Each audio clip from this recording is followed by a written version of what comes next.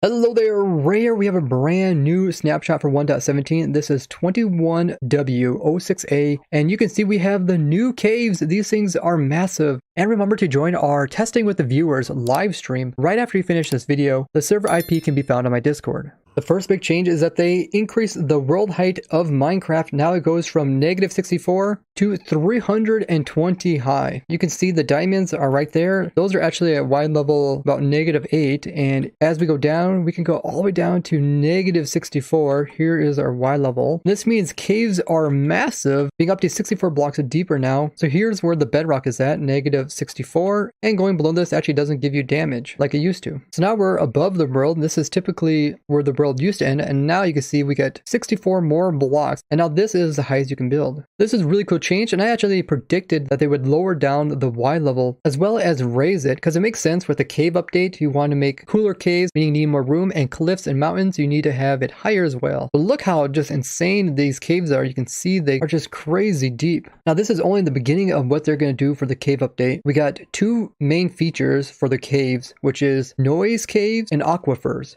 Now, noise caves is everything you see here is a more natural generation of the cave and can have its own unique variants. Now, of the noise caves, you can kind of find two different types. One is called cheese caves, and it's like holes of Swiss cheese. These can form caves of various sizes. The other type is the spaghetti caves, which are the long squiggly tunnels. You can see a few of them right here. Now, the old type of cave generation still can be found. This includes the canyons and can combine with the noise caves to create some very interesting cave systems. And the noise caves can also create entrances if they intersect with the surface of the world. Now for the aquifers, there are areas of local water level independent of the sea level. And aquifers are used in the world generation to generate large bodies of water inside of the noise caves. Now currently aquifers only will generate at Y level 31 or lower, but there is still flooded caves which can generate higher up. This does mean that they have removed underwater cave carvers as well as underwater canyons, since aquifers will now be used to generate water inside of caves. They also changed the mineshaft generation so it will take advantage of the larger caves and areas that they can generate in. This means we should be able to see structures all the way down to the very bottom of the world, which is now -64. And here's a mineshaft that is way down at almost the very bottom of the world. And actually this part of it goes right through the bedrock, which is pretty crazy. They also changed the mineshaft generation. So if a chunk of the mineshaft is completely floating, it won't just generate in, so it'll be an empty spot. They also added in oak wood as supports in areas where they need it. This way it doesn't look so weird for a mineshaft just to be completely unsupported. This includes having no floating cobwebs. Now this is only the start to the cave, so we'll be adding in more variations, and this is only a snapshot, so they will be tweaking what we see here. Because of this, you're not able to open up old worlds in this snapshot. And this is mostly due because of the height changes, but eventually it should come up a way where we can convert our old world into the new generation. Now the nether and the end dimension still have their world generation stopping at 0, and you still can't place blocks lower than this or higher than the world limits. So here's a great image by Henrik that shows the difference between the old on the left and the new on the right. Underground is typically 64 blocks in the old one, where the new one is double that, being 128. We can also see some of the new generations, like these three caves right here are considered the noise caves. You can see some of the old generation right here. There's also the aquifers, which are the body of waters, that are unrelated to the sea level. Here's the temporary filling of all caves above Y level 32 that are the noise ones. This is something they're going to change, that's why it's in red. They also haven't added the underground biome set, so it's still on their to-do list. The ores below Y level 0 are just temporary, so they're going to change up how they generate in. Maybe we'll see all the ores shift down lower,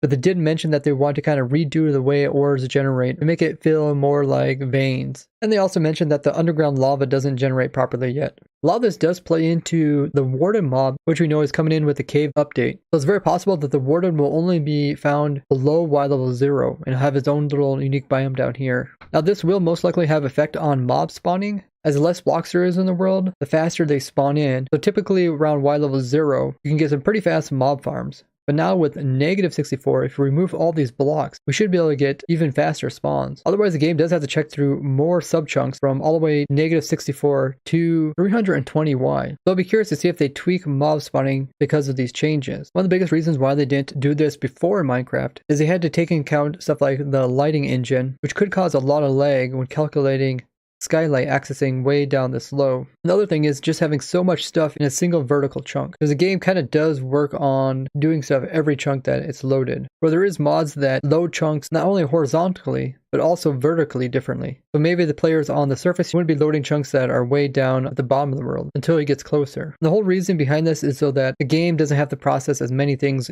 going on, and instead just kind of lets stuff run around the player and changes that depending on where the player moves to. This also brings up the question, what will happen to the old worlds? They probably will just leave them like this, I would think. So any perimeters that we made here that we have dug out and the bedrock removed, it's possible that we'll get all this that's already removed of blocks, and we can just end up building farms here in the newer version once they make it so you can update your old worlds to the new generation. Because typically their rule of thumb is like they don't want to touch old chunks, so they don't want to change anything about this. So however it is, it's going to be that way. But with the potentially new way that mobs spawn in, it will be affecting the old perimeters that are made. So I'd love to hear what you guys think about these changes and potential ways that they could improve upon the world generation, as the developers are looking for a lot of feedback. Now they also made a change to the big drip leaf. You can no longer crouch on it to prevent it from tipping you off. They also made it so you can no longer just repeatedly jump to stop from getting dumped. But you can stop it from dumping players just by powering the drip leaf.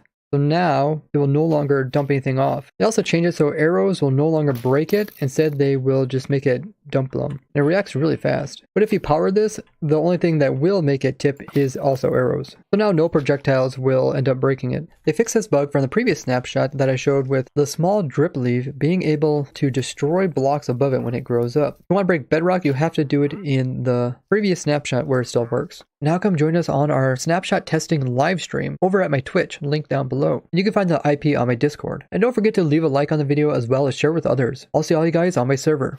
Bye-bye.